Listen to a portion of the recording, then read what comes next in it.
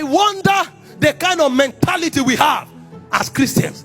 We don't take any responsibility for society.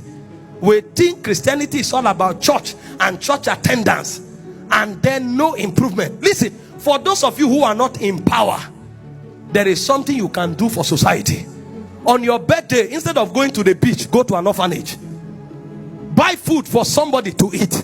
If that's the only thing you have done, you have impacted society. At least one soul will say, I ate today because of you. You don't have to be a senator or a governor to impact society. Someday, gather people together with the grass on the street. If you cannot tie the road, let it be recorded that that street, sanity came because you were there. If we don't see ourselves as the salt of the earth and as the light of the world, we will not go far. Our faith will not be considered relevant. And so as a church and as individuals in authority, we must begin to take responsibility. And that's why I am very happy and very proud of some of the fathers of faith we have in Nigeria. Some of them are not just preaching and prophesying. They are taking responsibility. The other time I heard that W.F. Kumuye tied a road of about 1,000 something meters. I said, this is Christianity. These are people to learn from. The other time I heard that E.A. Adeboye, he built over how many orphanages are forgotten, and he's been pumping money there consistently. They may not sing it, but those who are blessed know. And that is what Christianity is about. This emerging generation must understand that influence is not for people to know that you too, you are a deep preacher. You must understand that Christianity is not just to come to God every day and say, I receive, I receive. Christianity must become relevant, and it must become relevant to our present society. Take responsibility from where you are, and God begins to enlarge you. If your life does not impact and transform men, you don't know what Christianity is about. Christianity is not a religion, but there's a religion in Christianity. And what does the Bible call that religion?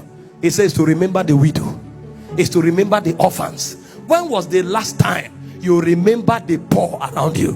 When was the last time you remember the orphan? And you are hoping that God will make you president. God will make you influential. What will be the purpose if it's all about food to eat? Your life is bigger than what to eat. Your life is bigger than food. Your life is bigger than what to wear. There is a society waiting for you. That's why the grace of God is on your life. Because when you meet people, you change their story. When you meet people, you give them a reason to know that God is good. James said, if a man comes to you and is hungry, he said, what is the benefit it is to that man if you tell him the Lord be with you, if you don't give him what to eat? Christians are growing very, very irresponsibly.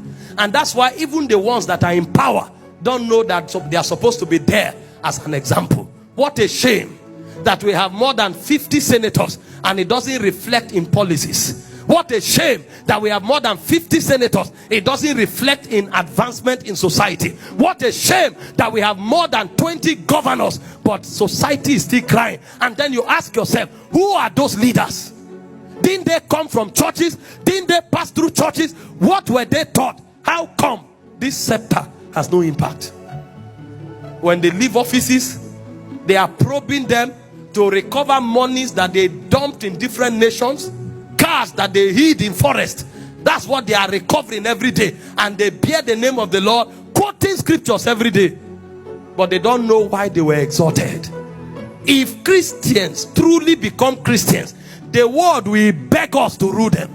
Because they will know if we come, answer has come.